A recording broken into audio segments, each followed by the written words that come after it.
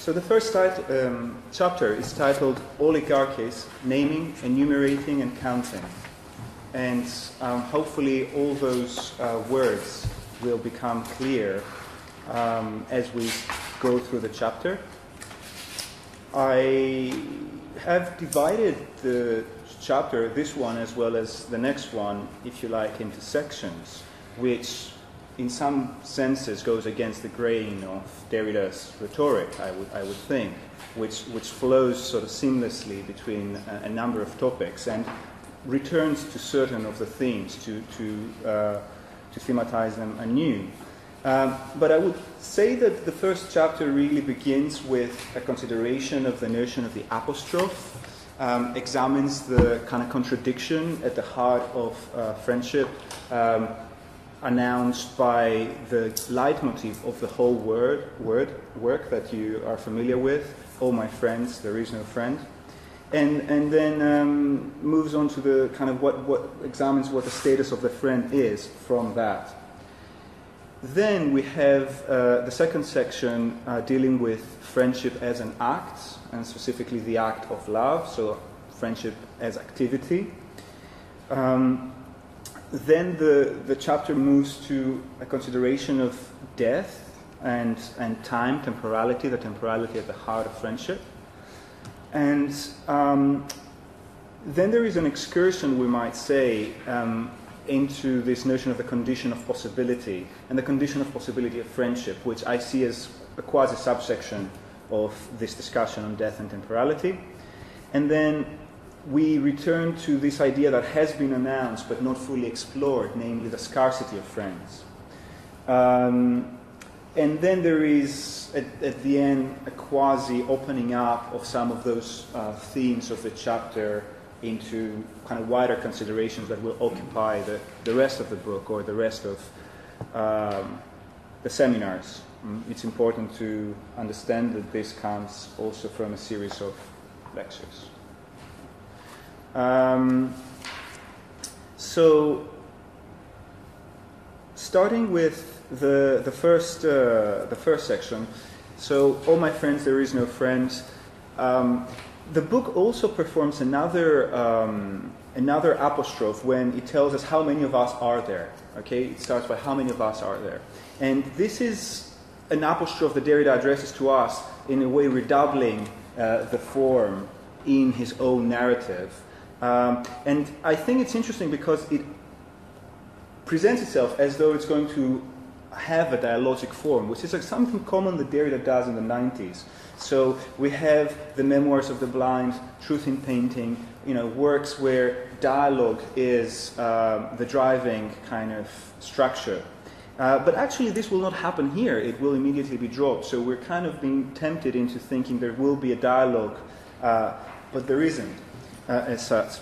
And then we see this exclamation again and again returning.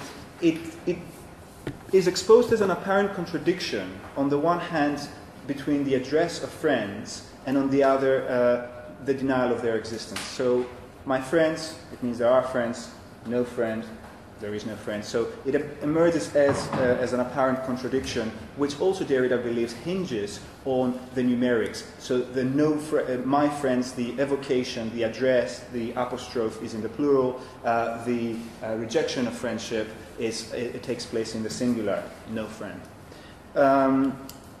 So also it's interesting, and that's another common Derridian move. He disowns the leitmotif. So he says, "I'm not speaking in my name." And then he offers the lineage of this pattern. And, it's Montaigne, it's Cicero, it's Aristotle. I'm not going to tire you with that. Now, it's interesting that for someone like Montaigne in his reading of Cicero, what we see is that when the address takes place, this is the sovereign friendship that is intended. So, "Oh my friends," this is the proper friendship, the sovereign friendship, so to say.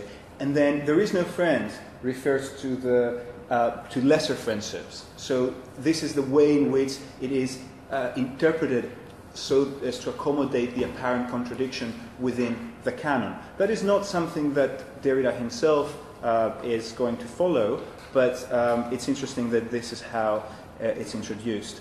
Then there is a consideration of the logic of the other in this context, the possible narcissism of this Aristotelian friendship. I think it's interesting that notions of familiarity, affinity, alliance, and consanguinity, they're all raised within this discussion, and this will move the space between ethics in the broader sense and politics. So I think maybe something, again, if someone wants to pick that up for the discussion, how for example, consanguinity, very interesting notion, and we have the notions of kin and population in modern parlance as well, population being the strict political science term and kin being the embedded term often used by feminist in feminist discourses. The other thing that Derrida picks on is this formulation of Aristotle, ketis o philos, which actually asks both what and who the friend is at the same time. And this kind of indistinction, it might be thought of as a lack of conceptual categories or so by Aristotle, but actually someone like Derrida will think of it as the strength of thinking about friendship within Aristotle's terms. Now, as I said, the chapter moves to the activity of love, and it's interesting there, this notion of loving lavans, which sort of becomes this amore amabam in Augustine, but which here it's not simply loving to love in the abstract, but loving the activity of love, as opposed to loving being loved. Okay, and I think that the discussion moves in that direction. A couple of very important, if you like, corollaries are drawn from this. One is that it implicates serious problems for Aristotelian metaphysics, since the first mover is this principle of intelligence that is being loved without loving in turn, the thing that everything sort of desires and strives to imitate, and yet that thing that we're supposed to imitate is, if you like, in the quasi-passive, although from its own perspective it is active. This is a very complex metaphysical situation, and Derrida drops that there. But also the interesting thing is that, as Derrida mentions, the equality that elsewhere is a key characteristic in Aristotelian friendship is potentially undermined, since a certain polarization is introduced. There is the active and the passive counterpart in friendship, and they're not the same. So how do we have equality within this polarity is another thing to pick up.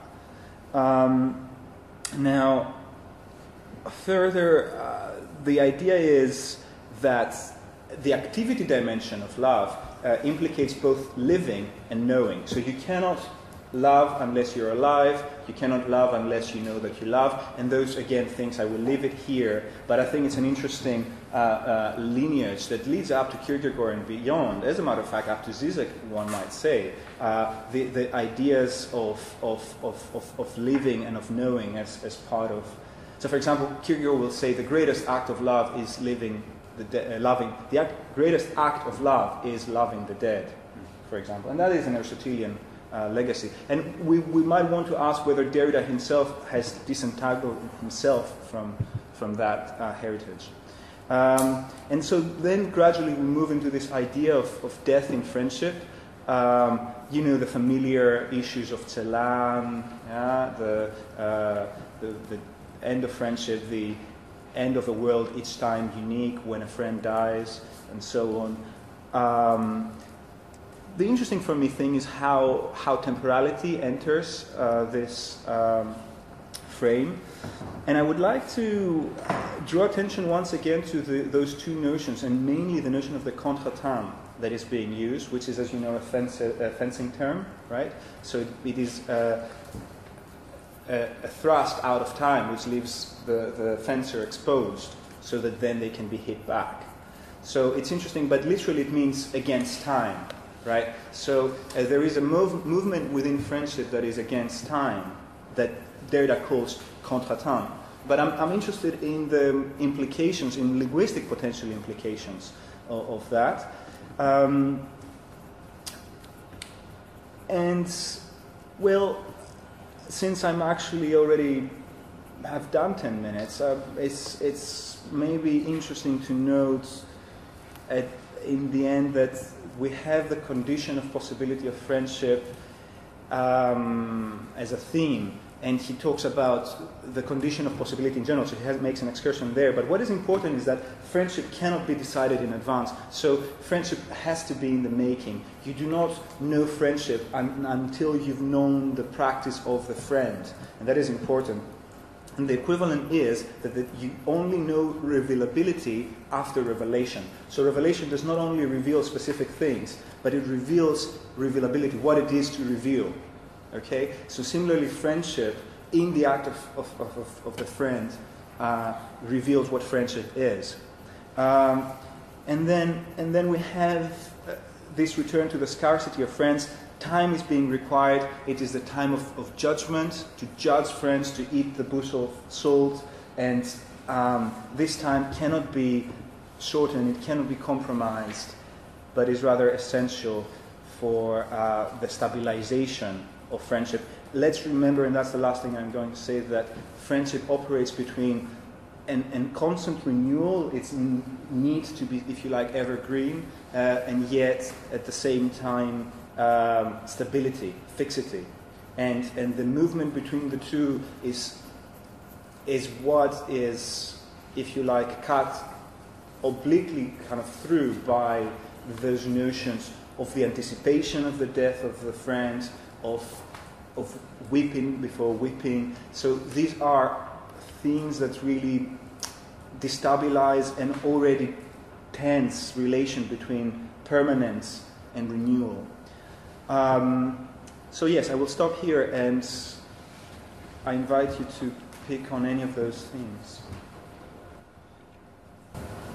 Towards the end, he raises this notion of the arcade friendship, which, in a sense, runs through.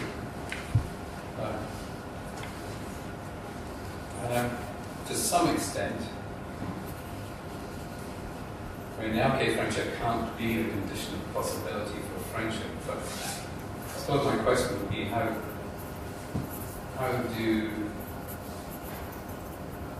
has this discussion of friendship opened up to the possibility of arcade friendship, which then disturbs all of the conventional histories or traditions of not even actual friends. I mean, it's a tradition of friendship still at this point. So I'm wondering, did the chapter lead towards that, or has that emerged towards the end?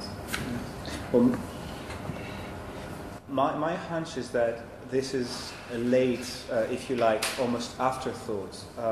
Or it's not an afterthought, but it is something that actually emerges at the end, almost like as a break, as an afterthought, in the sense that, like a postword, like an epilogue to a conversation that has not, if you like, prepared that.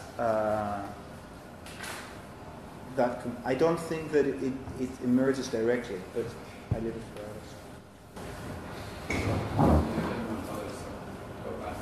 Got that sense that, I mean, in a sense, it opens up to the rest of the book, but has it emerged from that initial preparation? In a sense, it's in almost past my paragraph. This account where it meets up the art of friendship. The idea that the unless, the sort of opening up of friendship to another possibility of friendship, seems to be associated with finding the boundary of oneself. This notion of self-alterity that would be brushes with the narcissism of the Ciceronian varieties of friendship based on the finding your own self-image in someone else, now you're finding someone else inside you, so this sort of reversal of alterity and breaking with narcissism. And it's interesting when he's describing that narcissistic layer of friendship, the Ciceronian variety of friendship, much earlier in the English Nationwide.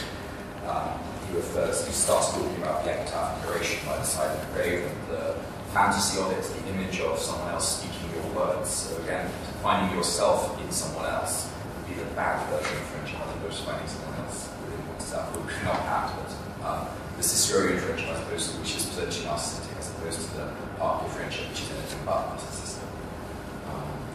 That's right. It's interesting he describes this particularly through this notion of writing your own funeral oration and having someone else say it, which is something Derrida himself did, which implies that this crucial moment with regard to this moment he says he's dreamt of many times. He actually chose the Ciceronian variety of friendship in a sense, rather than opening himself to the other by allowing someone to speak at his graveside, who had also written a pre-written speech.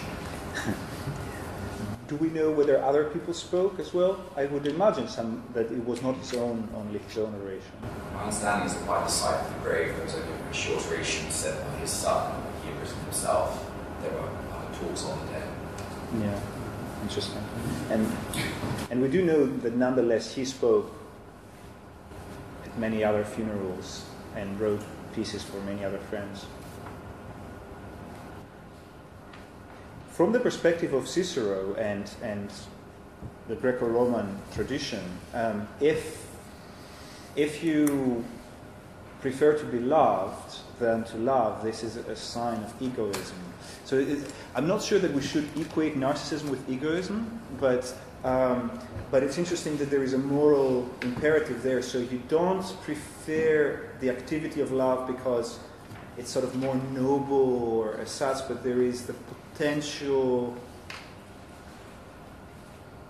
moral kind of shortcoming of choosing the alternative that motivates that. I think this one with the art of friendship towards the end is something that we see repeated throughout nearly every chapter, right? Which is maybe their product is Markus, but that there's this sort of, he's done something and then it doesn't necessarily connect with the way it's ended. And then that maybe is where it'll get taken up in the next section again, and so on, sort of treads through by this sort of like this promise at the end or something that may happen as well. Because I thought that's not necessarily developed there. But also similarly the idea of love when he wants is not really developed properly at this stage either, but it's certainly at play there. That's right. And a lot of the themes will be reintroduced. One other thing that happens is that both chapters, the first and the second we're dealing with today, begin with the apostrophe. So, all my friends, there is no friend. Both actually chapters begin with that. And in a way, they both conclude with the rarity of friendship, leaving aside the consideration of otherness within friendship and the arc of friendship. But really, they both lead to this idea of the scarcity of friends. Once with Aristotle and once with Nietzsche. I find it interesting that a similar trajectory through very different paths is followed. And yes, the chapter on Nietzsche builds on the understanding of scarcity that we've gained from the chapter on Aristotle. But it's and we might say that in that regard Nietzsche is still an Aristotelian, but yes, a lot of things are anticipated there. There's a lot of returns.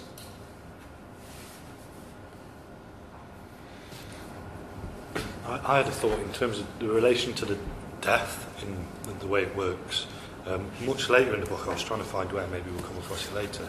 It made me think about, is there something Derrida's pointing to in terms of when we relate to a friend, we've got that sort of saying where we're trying to fit them into this idea of friendship. But when they die, it's like we're no longer trying to fit them in that relation of friendship. We're suddenly aware of feeling something that we miss.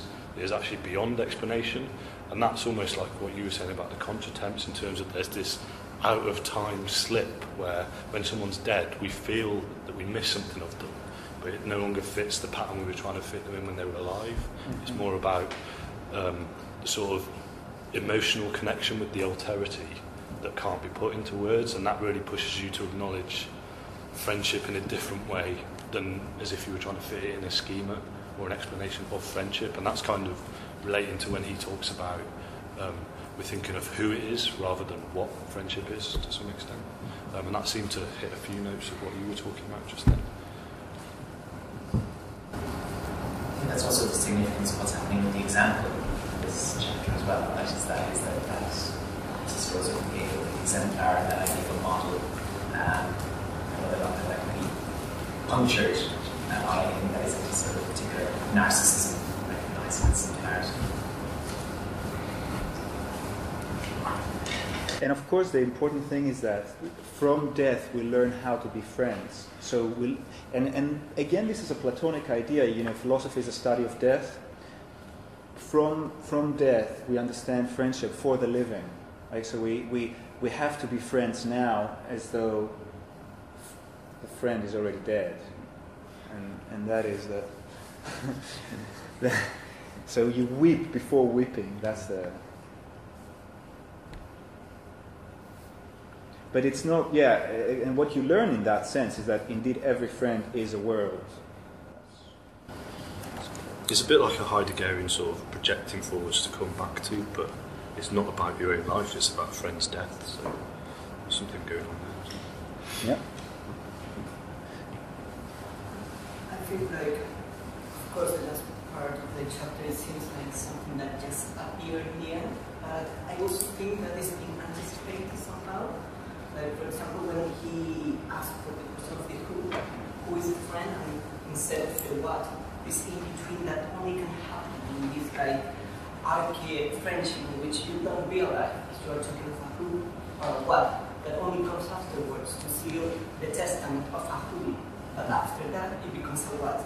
This retracted kind of movement that only can appear like in this kind of inheritance, that it doesn't have a proper outcome, somehow, but can only appear as by means of now, somehow. Mm-hmm. And so the what and the who mix with each other, but only appears one afterwards.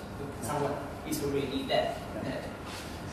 Possibly. It's interesting because ancient philosophy, although supposedly here the language does not distinguish between the two questions, who and what, but ancient philosophy actually is very interested in that question. Plato asks this question, Aristotle asks this question in different forms. So the question is, do we have friendship because they're good, or are they good because they're our friends, if you like? So, the friend will then automatically...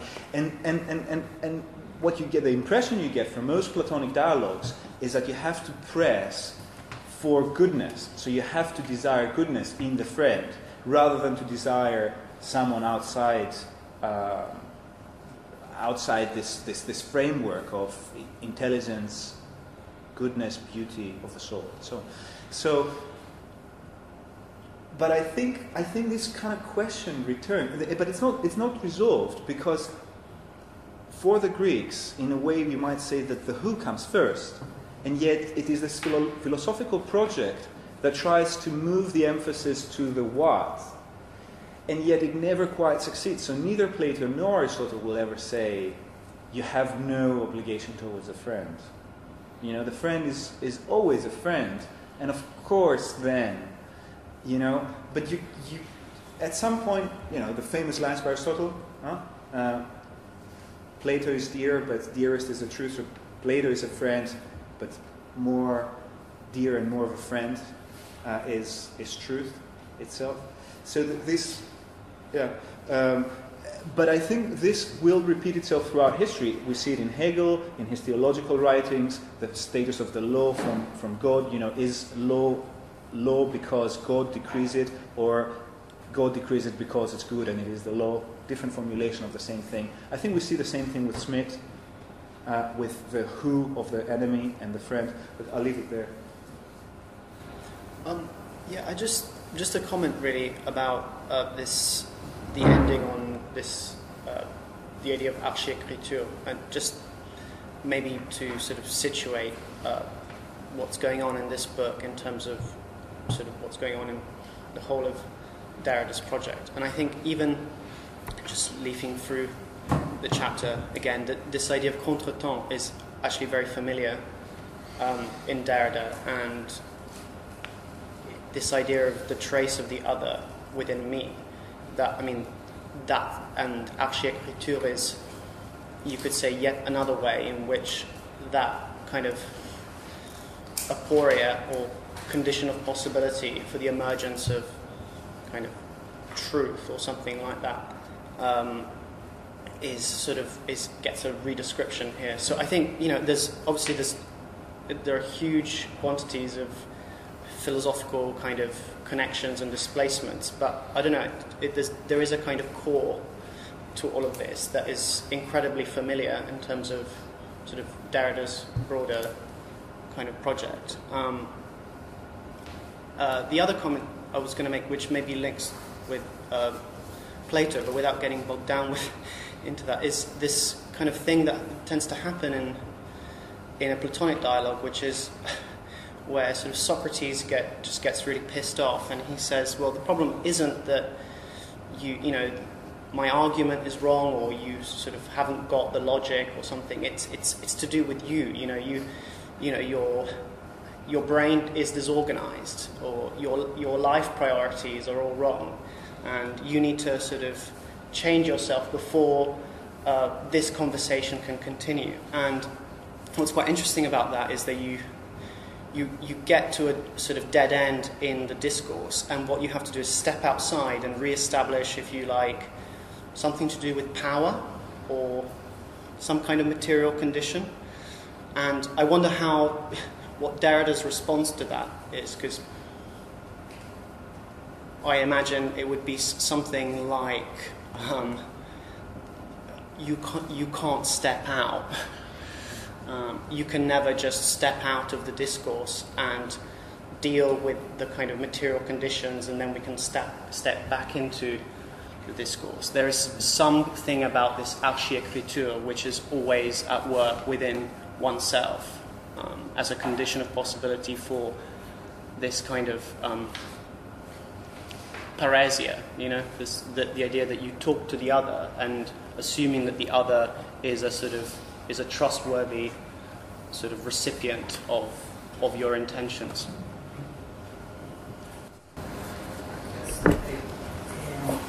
I was thinking more in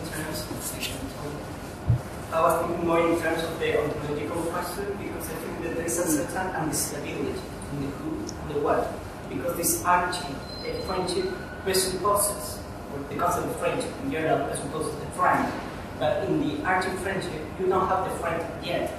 So this is the problem, that you only can recognize it afterwards. So when I think, of course, he is picking up all this Greek tradition with this confusion between the who and the what, but I think that there is also another play at work here, right? Because there's this region you can't determine or differentiate if you are talking about the who of friendship or the what, the who of the friend from the what of friendship. Mm-hmm. And that's the problem that emerged there with the art of friendship, because in order to recognize a friend, you have to previously have a notion of friendship without a friend. So it's this strange movement there. That's right. Well, in Heideggerian terms, for example, when Heidegger reads Heraclitus, right, he will say, well, is the pre-metaphysical and the post-metaphysical the same? So in some ways we might say that we have reached the same position, that at some point this archaea of friendship that did not distinguish deliberately or not between the who and the what, we have at the other end, so we have a history of metaphysics, a history of philosophy, it separates those two positions, and we come to a position again today where we have to kind of bring them back together. But that indistinction that might have existed at the beginning and at the end is not necessarily the same, if you see what I mean, because a history of metaphysics has intervened in which those two possibilities have been disarticulated, I would think. I was just going to see if we've got time to move this on to Kant, because we haven't kind of covered Kant. Yes. So, page 22 in the English, Derrida seems to problematize let's say, the mechanism or the motor scheme of what he says democracy is. He has this kind of this irreducible conundrum.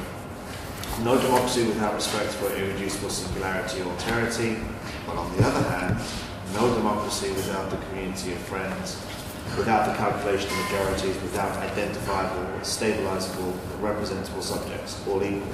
And just to kind of poke it, I don't know if these things are irreducible. to me they very clearly fold one into the other. The irreducible singularity of the alterity is what precisely gives subjectivity and democracy its power. It's one person, one vote.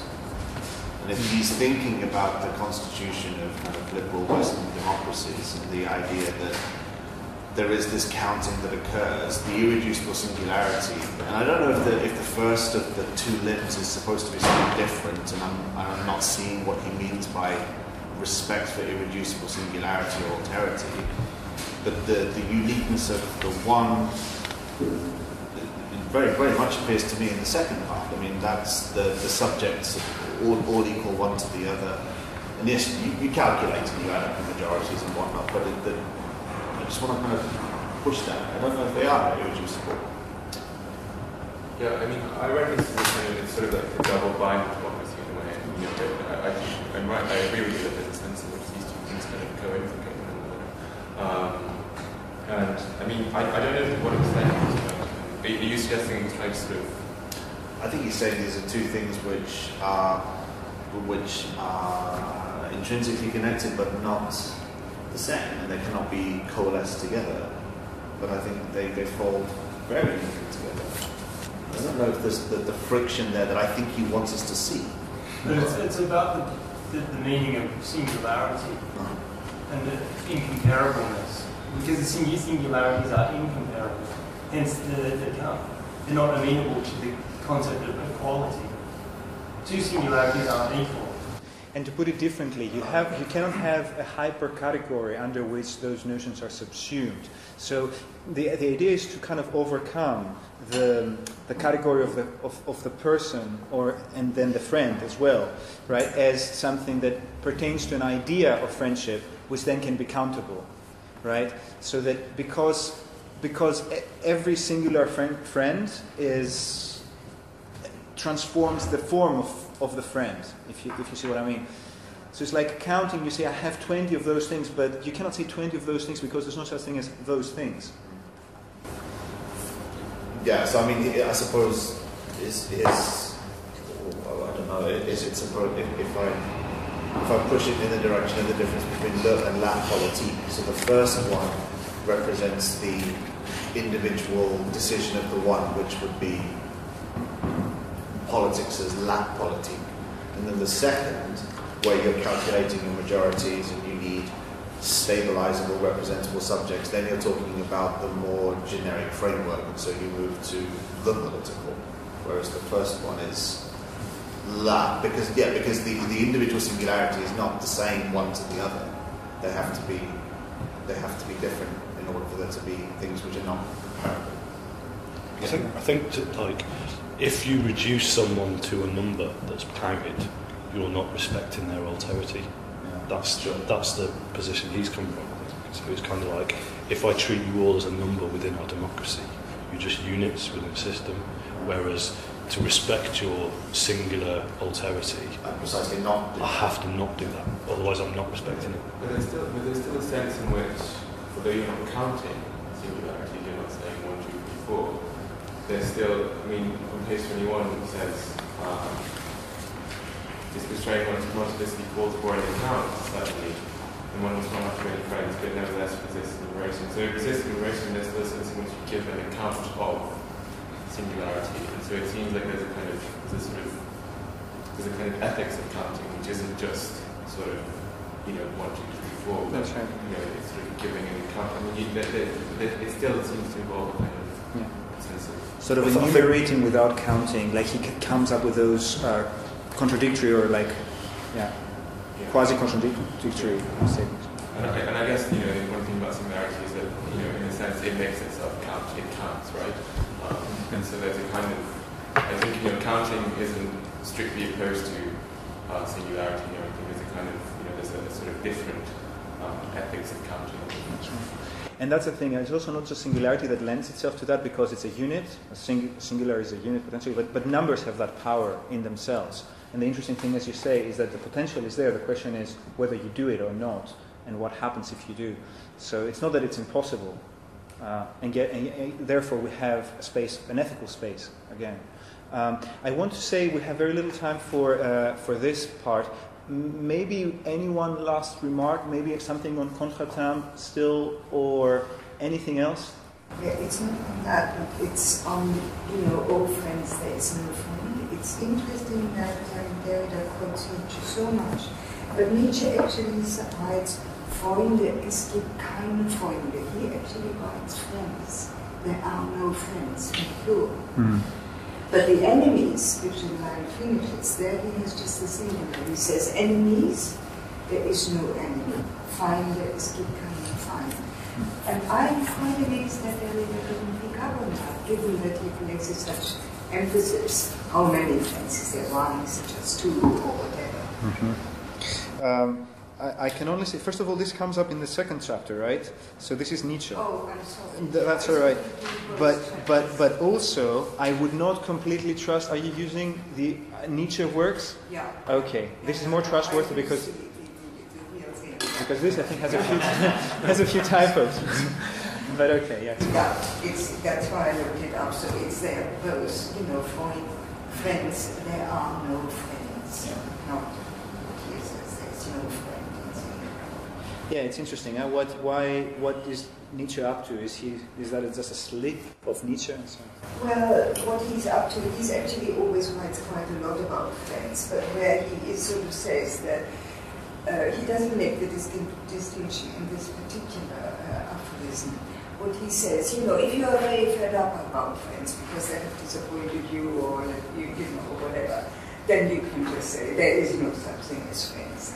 But then, in order to soften it, you then say also enemies. There is no enemies. So there we go. That is actually seems to be the gist of that particular aphorism. All right. I think, shall we go straight into the next session and build on that? Or yes? I was just wondering about the title. Do you have any idea why it's called oligarchy? Yes, I would say it's again about the scarcity of friendship. So effectively, you end up with this idea that is very pervasive in sort of late Romanticism about the aristocracy of Greek ethics, as aristocratic, something that Nietzsche is very familiar with. So the interesting thing is, oligarchy is the corruption of aristocracy, isn't it? And so, yeah, I think there is the provocation that potentially aristocratic friendship, as understood by Cicero, by Montaigne, and by Nietzsche, why not, can degenerate into an oligarchy. Because later on it will say that oligarchy is the relationship. It's like the political relationship between a husband and his wife, right? So I was just yeah. I think that would be the only political friendship based on primary friendship would be an oligarchy because of this logic of scarcity, I think. Yeah, well, we can call it. It depends on how you call it. You can call it aristocracy, can you not? Well, yeah. Yeah. By the way, I think aristocracy. Well, except that I think the distinction between oligarchy and aristocracy would be that because you are complicated with this idea of the best. That's right. Which is oligarchy is sort of a simple numerical. And you're right. So I think what oligarchy brings forth is the who, and what aristocracy brings forth is the what. Right? So aristocracy is the good people, and oligarchy are those people. Whether we want to, if you like, yes, count them or not. So what you prioritize is the who. One way of reading that. Let's move on to the next one, and we can come back to everything that we said, exactly because, as I mentioned, we moved between that apostrophe, which we didn't discuss a lot, and again towards this horizon of scarcity in the second chapter. This chapter deals with Nietzsche, as you know. Now we're being told that this is wisdom and last will. The apostrophe is wisdom and last will. Anticipates Nietzsche's own analysis of the proverb. It's interesting that on the one hand, yes, there is a wise man dies, so this is the testamentary dimension, and the last words of that person is, okay, this is my wisdom, take it with you. and on the other, friends in a way die. So there are no friends. This is almost like the death of friends, the eclipse of friends. And as you brought out, Nietzsche will produce this seismic reversal, as Derrida says, and it reads thus. I mean, you've said it, but just for the sake of it. So perhaps it starts with this perhaps, that is precisely the theme which will again reverberate through the whole politics of friendship. Perhaps to each of us there will come the more joyful hour when we exclaim, friends, there are no friends, thus said the dying sage. Foes, there are no foes, say I, the living fool. And since you say that, it's actually important to see whether we have the plural here. Yeah, there is no foe, should the translation say. Yeah, so faithfully rendered, friends, there are no friends, foes, there is no foe, say I, the living fool. So this is Nietzsche's words. Now, the interesting thing is the presentness of the utterance, the idea of temporality being introduced, the presentness is important for the apostrophe. And here we start getting a premonition of all the Avenir rhetoric that you brought up, Giovanni. So here we're starting thinking about a very familiar theme in Derrida, which will be explored through Nietzsche in this instance.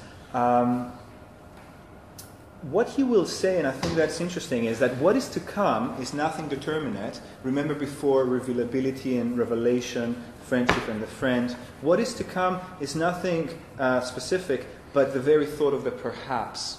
So the avenir is the coming of the perhaps, in a way, the coming of understanding of the perhaps. And I think that Derrida is, in a way, including himself among the many precursors that potentially we can see Nietzsche also consider himself as one, that prepare this thought. And why not do a little bit more than prepare this thought, the thought of the perhaps. By the way, I want to note, although it's a footnote, that I think he's drawing a lot of Rodolphe Gachet here. In the footnotes it becomes apparent, an analysis of Gachet on the perhaps through reading Heidegger, which is not quite acknowledged in the main text, but would be interesting to pursue. So this perhaps destabilizes the stabilization of friendship that we've been familiar with. It also entangles opposite values, the good and evil, and so on. It also destabilizes the good consciousness or good conscience of the last Europeans. That is very important for Nietzsche, and which Derrida wonders whether Nietzsche has himself let go of. So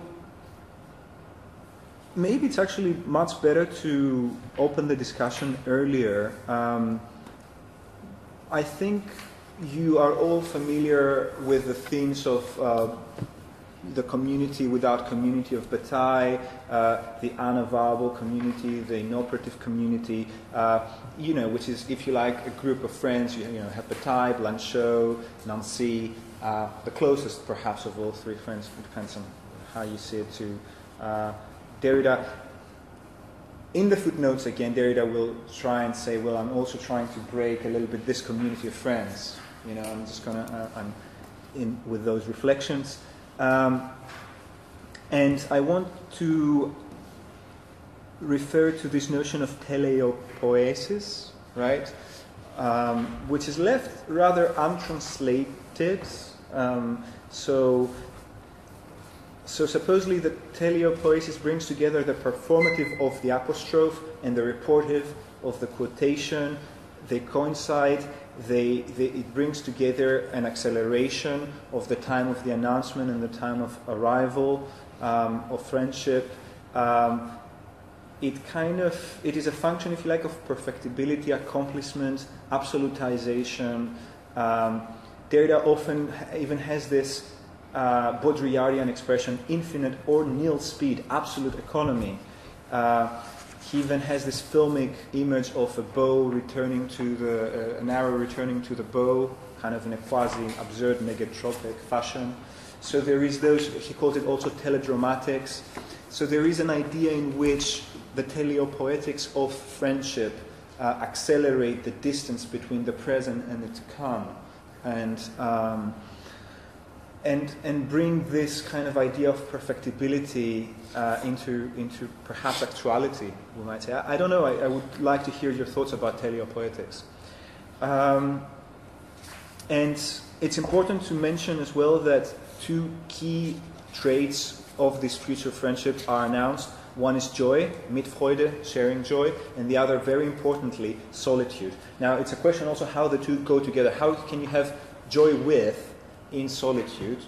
But these are the two traits that the future philosophers will have. And I will actually just simply stop here. We can talk about democracy, how democracy misunderstands this friendship. We can talk again about the perhaps more. I'll open it up to you. I have to say, actually, just remember your point. In the French, it is ennemi without plural. So it's actually singular in French, so it's a fault in English. So in French, it is just one enemy in each quotation. But in English, it's translation as well. But then, maybe it is Derrida who actually makes this mistake in the translation. But Derrida doesn't. No, the translation in French, in the French original, is singular and exactly like Nietzsche. Derrida was correct, but then the English translator makes the fault. Okay, all right. Yeah. All right. We want that to be bigger for you today.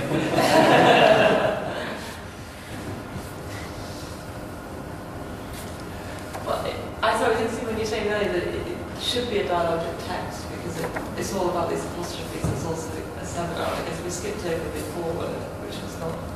Maybe we need to come back to the foreword at some point, which also says that this is a book about a future book, but it's promising a future book rather than the book itself, which is slightly terrifying. But it is in the footnotes where it starts to become more dialogic, where he's thinking about the community of people who have written about community and who have also therefore denied community. Which, again, actually, I think the French is slightly better on this, because he talks about amitié de pensée, which is slightly less in the English as well. He just says that in English it's about how he's bound to them without ever being their equals. It skips over that actual phrase of French. So I think it is interesting that he puts it in the footnote, and when we're meant to read the footnotes. And also the French, like the footnotes on the page, so you are kind of reading it with, rather than looking at the end, so it's sort of not just got to think all that, so it's the translation. But I think in the French ones, it is actually dialogic on the page and in the space of it. That it's not, I mean, yeah, it's subordinate and small and all those things, and it's like repressed and that, but it's also still present in the way it is. It's a great analysis, I agree. Your footnotes that come up to here is much higher. Yeah, it's terrifying when you have You can just skip it. That's right. Can I just ask about this idea of scarcity? Because I'm not fully understanding that. As to whether or not that's scarcity in terms of number of friends, or is, I mean that's not really scarcity, but scarcity in terms of the finitude and death of friends. And at certain points I seem to think that they're merging together in different ways, but they're different things, so I'm not sure. So it's not that we're going to run out of friends because they're going to die and we'll be the last of a generation to have more than everyone else and so on. But like it's the scarcity at the heart of the judgment and the time that is required for establishing friendship in the case of Aristotelian, Ciceronian. So there is a process. So friendship is a process that takes a lot of time. It's an action. And as such, it cannot be repeated. We are constrained being temporal and finite. So you cannot undertake this process more than so many times. And it's never specific how many, but it cannot be too many. So it's still a product of our finitude. It is a product of that's one thing. But then it's interesting because, and I didn't talk about that in the chapter on Nietzsche, the way he comes back to that is by saying that the common is rare and the common measure is a rarity for the rare. right? So he has this expression, the common measure is a rarity for the rare, and the common is rare. So to find the position of sharing, the kind of, what kind of brings those friends, that's the rare thing. And Nietzsche also says, wanting to be in agreement with the many is in bad taste. Again speaks of this old aristocratic notion of, and so on. So taken directly from Nietzsche, a different picture, a little bit different from, based on this notion of the community and the communion and the common that is rare, emerges. But somehow Derrida brings the two together.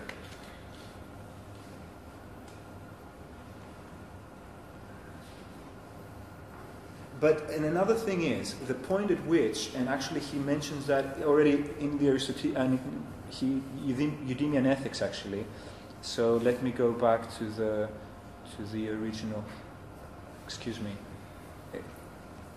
So effectively, it is when the scarcity of the friends reaches big numbers that you transition between ethics and politics. Yeah, between the community of friends and the state, perhaps, and where accounting takes it. So Derrida translates apparently Eudemian ethics, and he says the properly political act or operation amounts to creating the most friendship possible. That's an interesting formulation also in the Greek, although I don't have the Greek in front of me now, but. Most friendship can be taken as kind of the best friendship, but also more of it.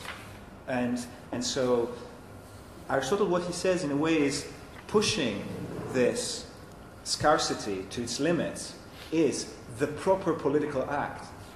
That's what we're supposed to do. And yet, actually, if we achieve it, then we collapse it into a democracy. It's no longer an aristocracy.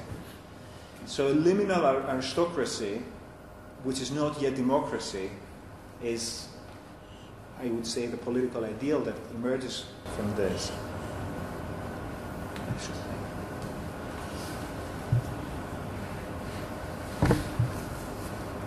So that's kind of saying it's a limited resource.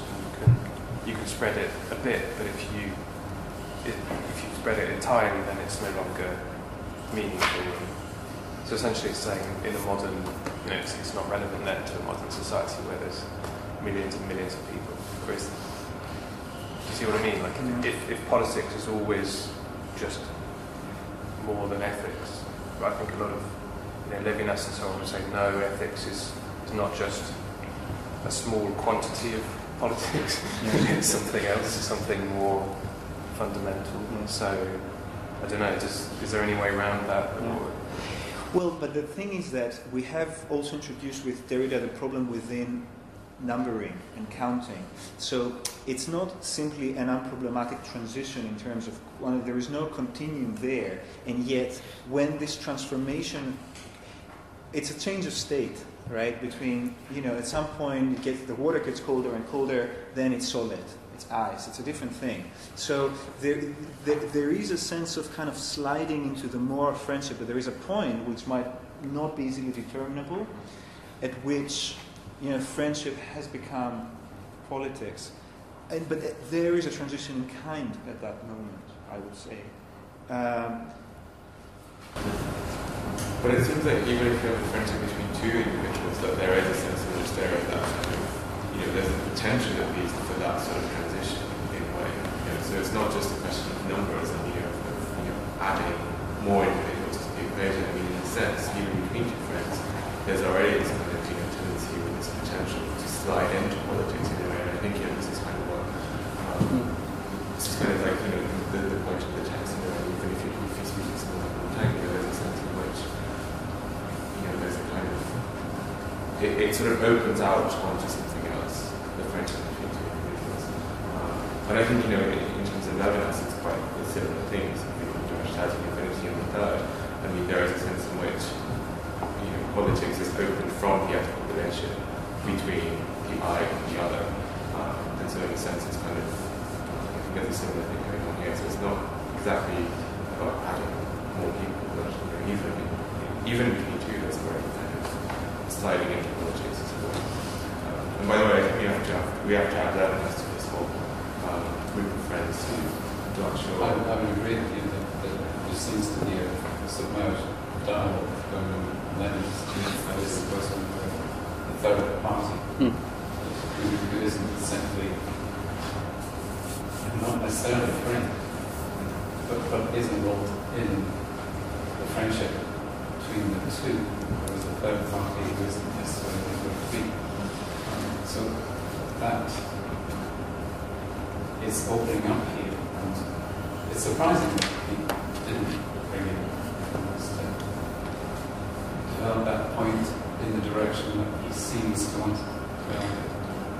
So one thing we want to be cautious about is that could be a criticism of, and that's the sense of the purity of the ethical relationship versus the bastardized impurity of the political relationship. At first you have the two, and there's different action, and then there's the third comes along, something you have to always calculation business. And I think what Derrida wants to avoid is too strong a sense of purity of origin. I mean, the idea that there is this wonderful, perfect, pure friendship, and then it's corrupted by counting, by democracy, etc., and then we fall into something else. So, if we want to try to get away from a sense of original purity as a sort of general trajectory for how this works, there's a danger that too heavy an Athanasian edge can restore the notion of purity. Absolutely, and it is a question. What are these friends? And he says, what do they look in real life? Those kind of friends of solitude, for example. What does this community look like? And he's always very suspicious of any actual community, of any actual kind of group of people. So yes, and absolutely, I think the politics of friendship means both things, right? It means the politics that emerges out of friendship, but it means the politics that is already within friendship. Isn't like the core problem here is that to find a form of friendship that would be amenable to democratic politics, and it's entirely that isn't the case with aristocratic or Ciceronian friendship. It's simply, or like the friendship in Montaigne's essay on friends. It's like totally apolitical, and this is like it's. I guess like I feel like you're trying to sort of find these bits that is preserved, like a preserve for a political friendship, but I don't see that for me, that is happening in the text. I mean, it's a total criticism of this primary friendship that's impossible to be politicised. I think like what it comes back to what you were saying earlier as well about the thing about recognising numbers. It's like later we'll talk about decisions, and he says decisions aren't totally free and they aren't completely programmed, and he's situating us within these aporia that we have to pass through to come out with an ethical decision. And so it's not about the sort of pure ethical, and it's not about the numerical political, it's about these things facing each other, and we've got to confront them, and that's only when we can be responsible, when we confront those aporia and we actually engage with them rather than seeing them as a wall that we can't pass through. So what you're feeling there, in some sense, is what he's trying to provoke, and then say, if you're going to make a decision based on that problem, that's kind of when you're entering into the political movement he's trying to engage with to some extent. And it's not about the aporia being unanswerable, it's about you thinking about the unanswerable, and then ultimately, if you're going to act, which is kind of the political, you've just got to make a decision. And responsibility is about what you decide to do underneath those sort of feelings and complications. That's what I sort of suppose.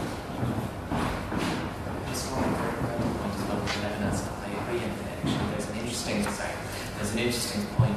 I think it's one of the footnotes in the first chapter actually makes the link between this Loveland's idea as that condition of possibility of friendship and love, and the third party or the third voice at a certain point. So I think that's implicitly there. I think it's significant that the third party is that moment of calculation is presented as part of the condition of possibility as well, or at least linked to it, not presented exactly. In the last chapter, just to move forward. So,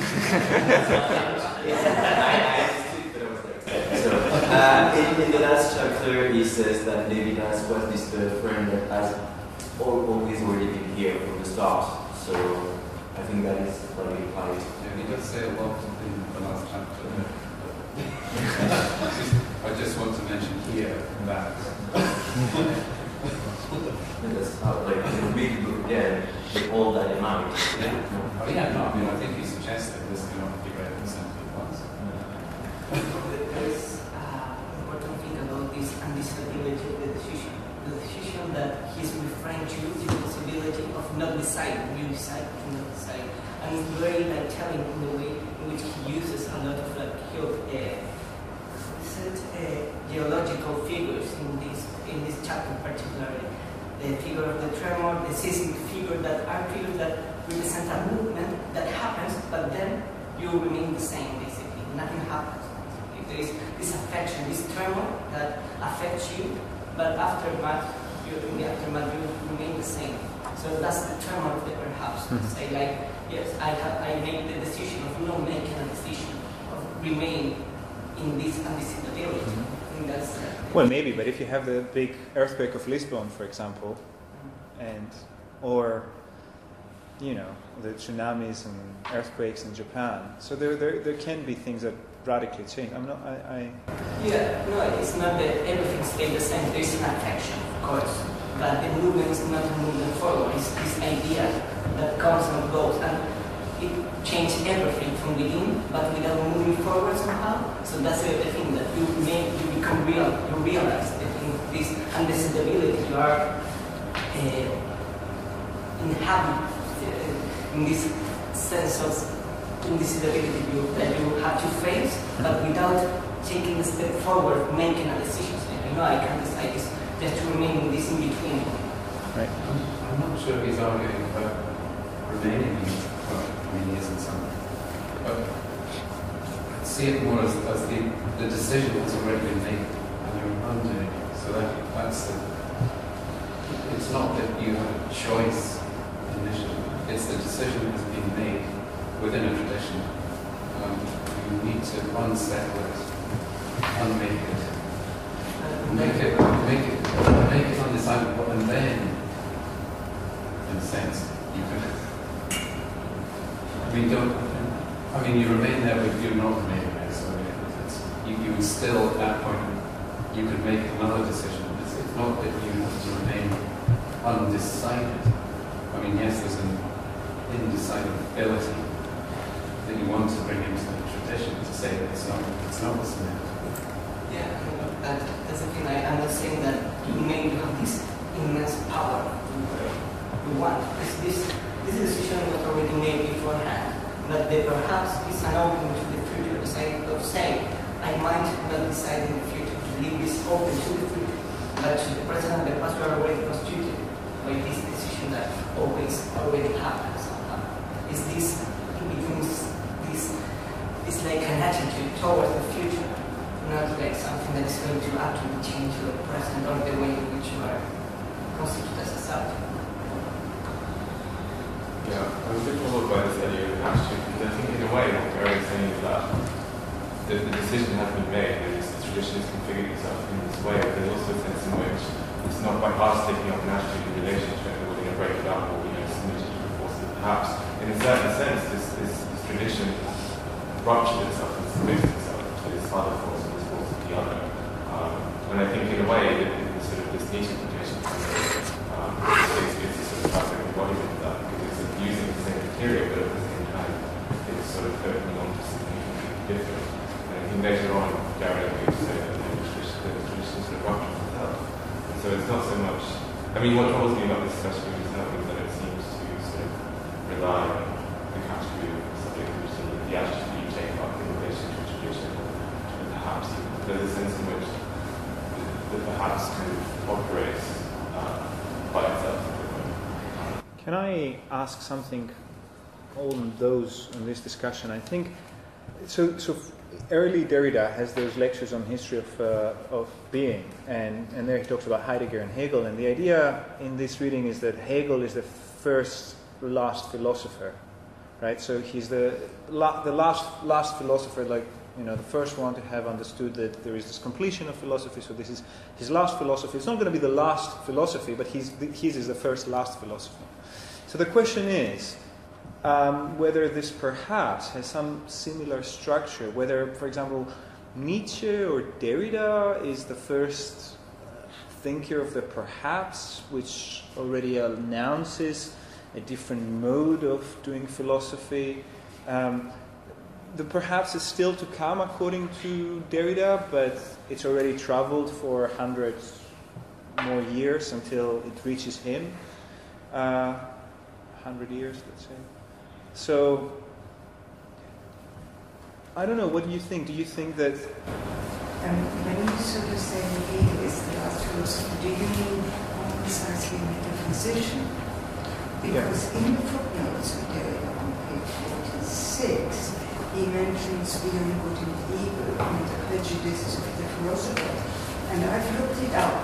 That is precisely against metaphysicians, because they sort of say there is right and there is wrong and there is time and there is eternity. And Nietzsche wants to undermine these sort of contrasts and this polarity. And therefore he says it's the metaphysician that are stuck in those polarities. Yeah.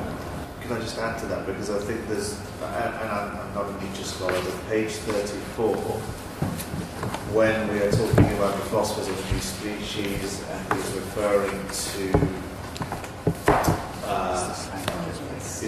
Nietzsche's beyond good and evil, human or to human, but in the middle of that main paragraph on that page, Derrida asks, what in fact does beyond good and evil say to us that one must be mad in the eyes of the metaphysician of all ages to wonder how might something rise up out of its antithesis, etc., etc. And I'm wondering if that is an allusion to, but not a reference to, is it the 6 stages in Twilight of the Idols? And the last stage is the corruption of metaphysician. Do you mean that the wordless appearance also disappears because of the real word? If there is a real word, if there is a word of appearance, there is no real word. There's no distinction. This undermines the same thing, the distinctions of metaphysicians. So I'm wondering if he's drawing on that lineage as well without mentioning it, and if it's a presumed reference for the Nietzschean kind of excursion he's going on here. But that would fit into... It fits in precisely, with Nietzsche's plan. So do you think that Derrida meant to attack metaphysicians, or say that he was the first of the last metaphysicians? Well, doing metaphysics is one way of doing philosophy, and it is, and in that sense, he is, yes, the last metaphysician, and the last within a certain tradition of doing philosophy. Now, I think he wants to make a broader claim and to say that anyone who comes after Hegel will be operating in this post-metaphysical, if you like, frame of which Hegel is the first. So there will be other last philosophies after the end of philosophy, but Hegel's is the first, right? Philosophy is metaphysics. So I'm only thinking that something kind of similar seems to be happening with the perhaps.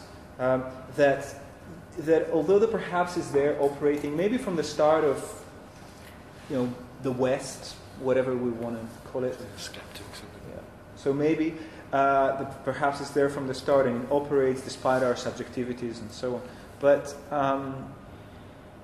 But it seems that something is taking place, something is being announced.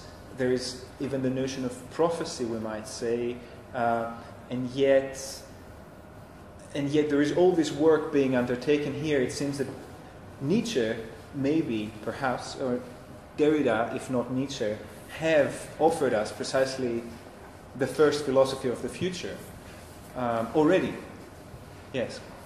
I like the expression you used earlier, that perhaps has traveled for like 100 years. What's quite interesting, I think, as well, is that from the very start he traveled from the future. So there is this like non-coincidence of this occurrence of the perhaps. And I'm just reminded of this passage in Marx and Sons where Derrida sort of like maintains the perhaps and says that there is an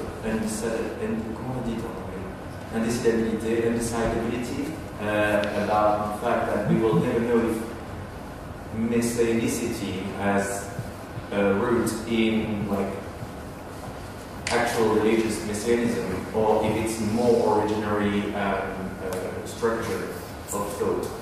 And I think this must be maintained even if we want to create sort of like historiography of it, perhaps. Yeah, and I think it sort of goes back to, I agree with you, it goes back to what we were talking about in the last chapter in terms of revelation and readability.